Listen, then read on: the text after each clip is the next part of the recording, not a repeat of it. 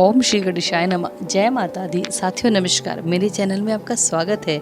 साथियों, हमने इस चैनल में और भी टॉपिक के साथ साथ भगवत गीता का भी पाठ शुरू कर रखा है। भगवत गीता एक धार्मिक ग्रंथ है साथियों, जिसमें 18 अध्याय और 700 श्लोक हैं।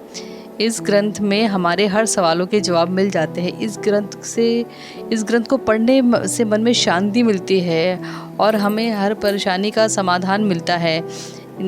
इससे हमारे जीवन के भोग और मोक्ष दोनों ही सुलभ हो जाते हैं साथियों। हमारे दुखों का नाश होता है, हमारे जीवन में ज्ञान की वृद्धि।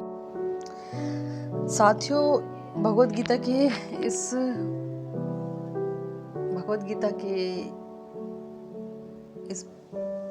सीरीज में इनके पाठों में अध्याय 1 का हम श्लोक 31 तक कर चुके हैं। आज हम श्लोक 32, 33, 34 और 35 कर रहे हैं। तो साथियों सुनिए।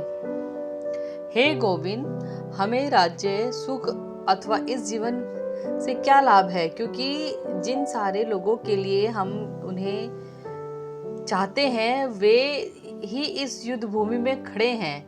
हे मधुसूदन, जब गुरुजन, पितृगण, पुत्रगण, पितामह, मामा, ससुर, पौत्रगण, साले अथवा अन्य सारे संबंधियों अपना अपना धन एवं प्राण देने के लिए तत्पर है और मेरे समक्ष खड़े हैं, तो फिर मैं इन सबको क्यों मारना चाहूंगा, भले ही वे मुझे क्यों ना मार डाले।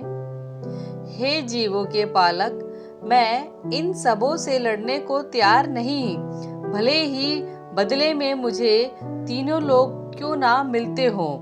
इस पृथ्वी की तो बात ही छोड़ दे। भला धृतराष्ट्र के पुत्रों को मारकर हमें कौन सी प्रसन्नता मिलेगी। ये अर्जुन जी के वाच है। इसमें वो अर्जुन जी श्री कृष्ण जी से वार्तालाप कर रहे हैं। तात्पर्य: अर्जुन ने भगवान कृष्ण को गोविंद कहकर संबोधित किया, क्योंकि वे गौवों के इंद्रियों की समस्त प्रसन्नता के विषय हैं।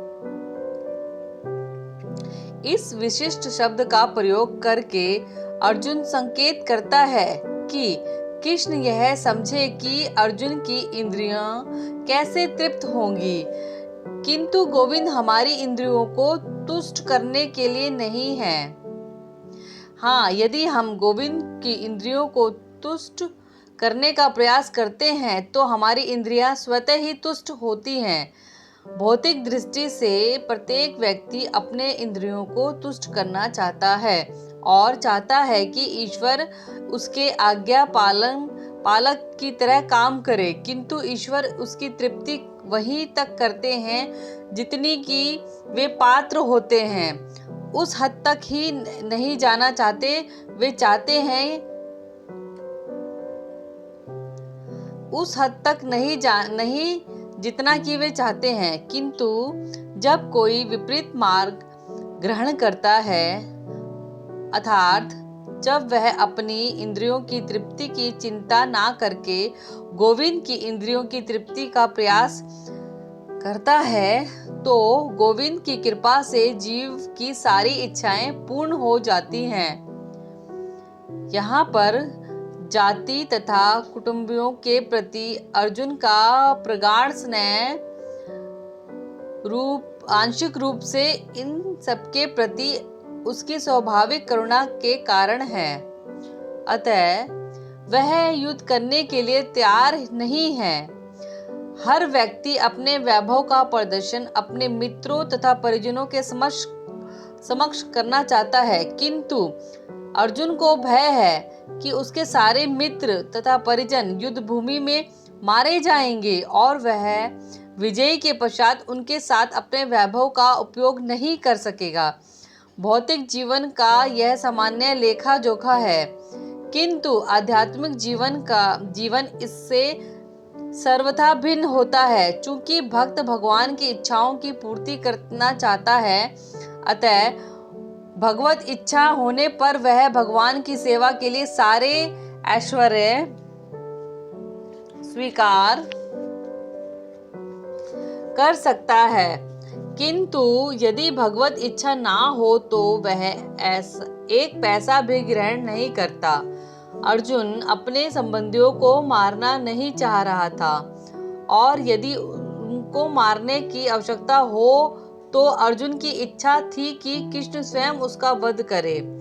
इस समय उसे यह पता नहीं है कि कृष्ण उन सबों को युद्ध भूमि में आने से पूर्व ही मार चुके हैं और वह उसे निमित्त मात्र बनना है, और अब उसे निमित्त मात्र बनना है। इसका उद्घाटन अगले अध्यायों में होगा। भगवान का असली भक्त होने के कारण अर्जुन अपने अत्याचारी बंधु बांधवों से प्रतिशोध नहीं लेना चाहता था, किंतु यह तो भगवान की योजना थी कि सबका वध हो।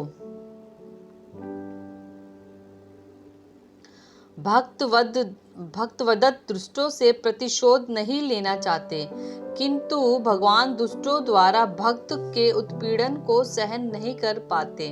भगवान किसी व्यक्ति को अपनी इच्छा से क्षमा कर सकते हैं, किंतु यदि कोई उनके भक्तों को हानि पहुंचाता है तो वे उसे क्षमा नहीं करते। इसलिए भगवान उन दुराचारियों का वध करने के लिए उद्यत थे। यद्यपि अर्जुन उन्हें क्षमा करना चाहता है। यहाँ पर श्लोक